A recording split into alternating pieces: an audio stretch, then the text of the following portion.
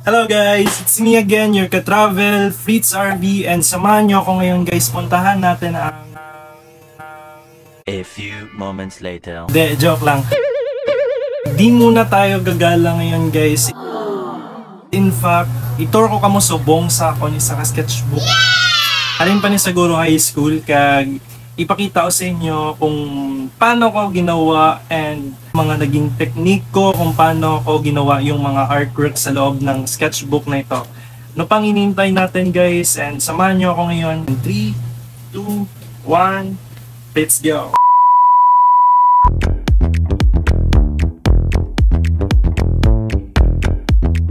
Fritzology TV. So, ito yung sketchbook ko guys. Ito siya. Maliit lang to. Binili ko yata to sa SM. 190 pesos lang siguro yung ganito. Tapos ganito na siya kakapal. Actually, yung mga artworks ko dito sa loob guys, hindi galing talaga dito. Mga kinat out ko sa iba't iba kong sketchbooks para ma-organize dito. Yun. So, unang artwork ko na ipapakita guys ay ito. Avocado.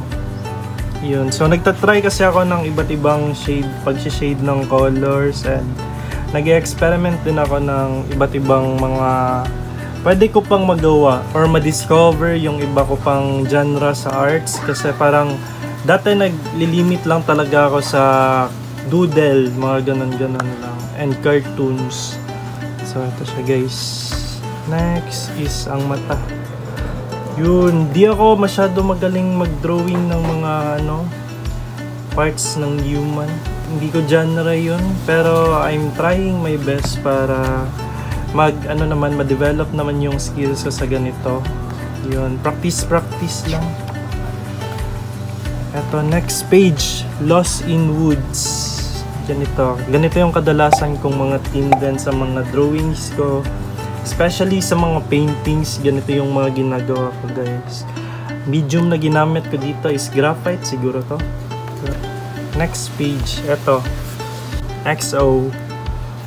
Parang naging realistic siya guys, kasi totoong pakto ng candy. Dito sponsored. Yung trinay ko yung pag-mix yung realistic tsaka cartoons, kaya ito yung ginawa ko.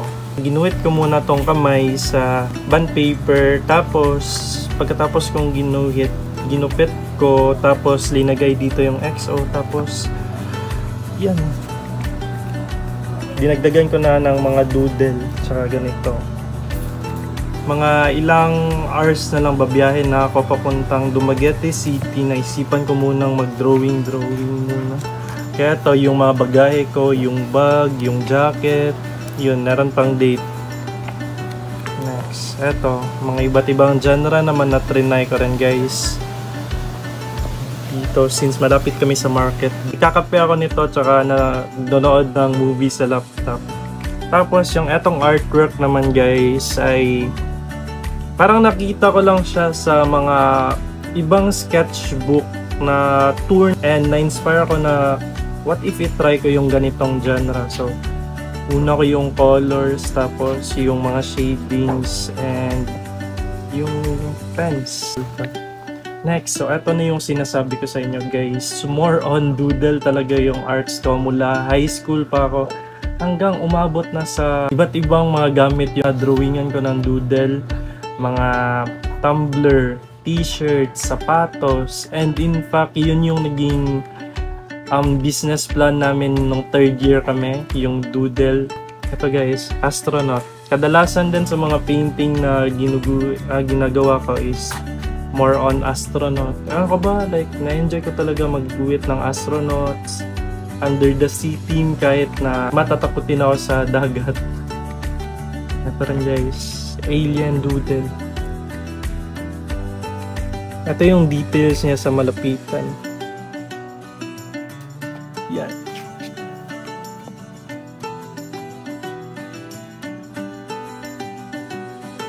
Nagtatry ako mag-experiment ng mga iba't ibang shading din. Tapos eto, ginuhit ko siguro to nang gumawa rin ako ng theme ko ng Inktoberfest. Something weird. So ganito. Pero cute naman, di ba? Isda. Di ako masyado magaling mag-drawing ng isda. Nag-try ako mag-drawing ng mga ganito, fighting fish, mga koi. Sa ibang sketchpad to guys, actually kinut out lang to tsaka nilipat dito.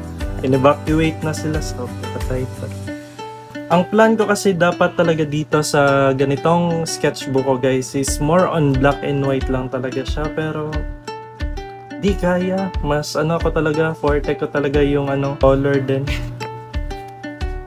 Pagkatapos kasi namin kumain dito sa isang restaurant din dito sa Bago City, katabing city ng Bacolod. So, eto, ginuhit ko.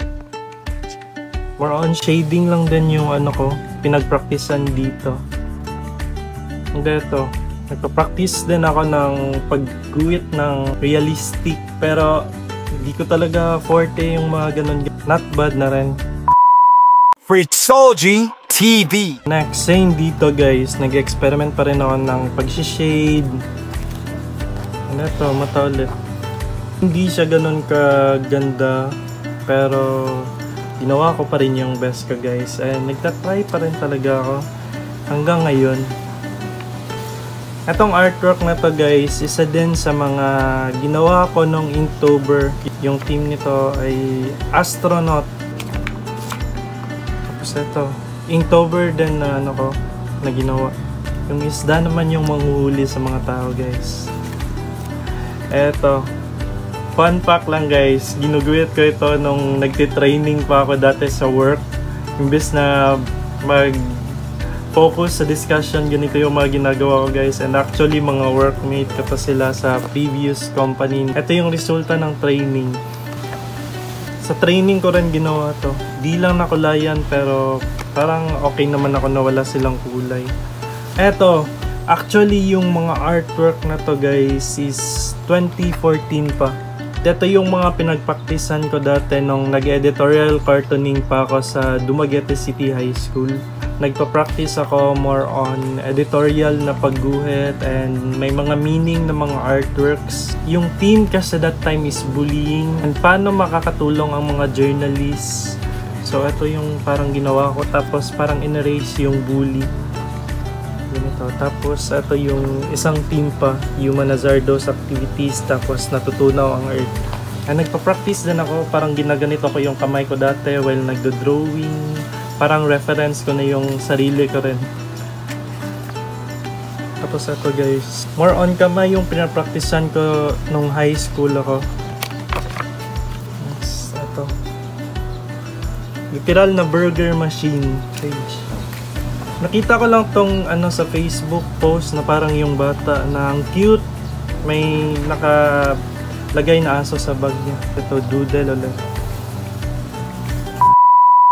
Fritzoji TV. Dito, experiment pa rin.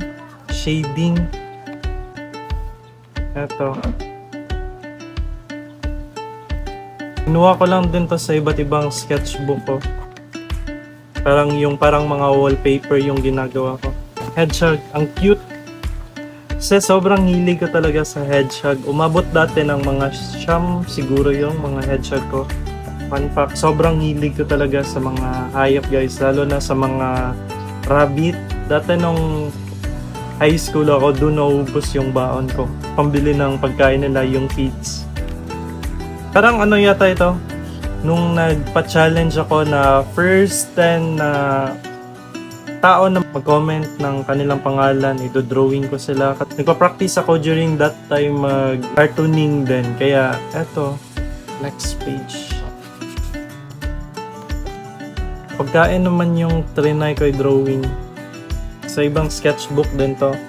Kasi pag nasa iba't ibang sketchbook sila, parang hindi na-organize ng maayos yung pag-drawing. Kaya linipat ko sila lahat dito na madali lang dalhin. Yung ibang sketchbook ko, ang lalaki pa. Ito medyo pang-anime. Tapos ito parang medyo slight na realistic. So ito, mga kaklase ko doon nung college.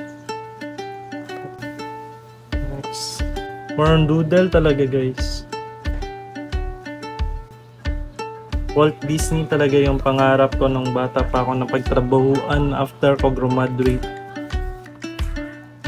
Actually, napuno ko na to ng sketchbook guys. Yung mga ganito. Pero linipat ko kasi parang pasira na siya. Maliit lang siya na sketchbook. Sayang naman. Yung mga ganito.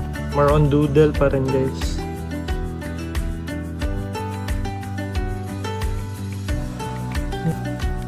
Sinolon niya lang yung page na to guys. Caricature pa rin to guys. Tinanggal ko lang yung mga katawan tsaka pinagko-compile dito. Eto naman. Diba like ang random ko mag-drawing guys. Umabot sa caricature, napunta ulit sa mga pets, umabot sa kamay, nag-realistic, nag-doodle, mga ganun-ganun, paiba-iba ng dyan.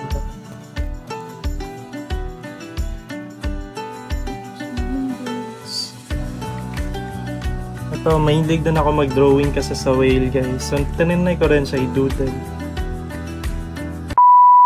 Fritzoji TV.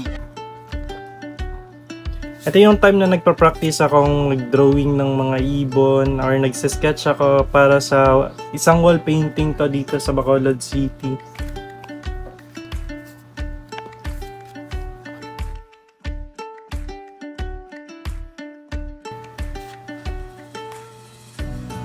Gagawin ko sana dito is sa isang sketchbook parang ibon lang lahat. Parang hindi ko sila natapos, so mas mabuti na lang na dinagay ko sila dito para ito, mga donut. At yun, so doon na po nagtatapos ang ating sketchbook tour, and I hope na nag-enjoy din kayo sa mga artworks na ipinakita ko sa inyo ngayon guys. And meron pa ako actually ibang sketchbook and baka ipakita ko rin sa mga next vlog. Comment lang kayo guys if gusto nyo pa.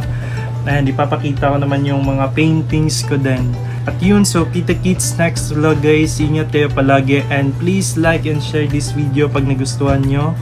And please subscribe to my YouTube channel guys, and bye bye. Fritzoji TV.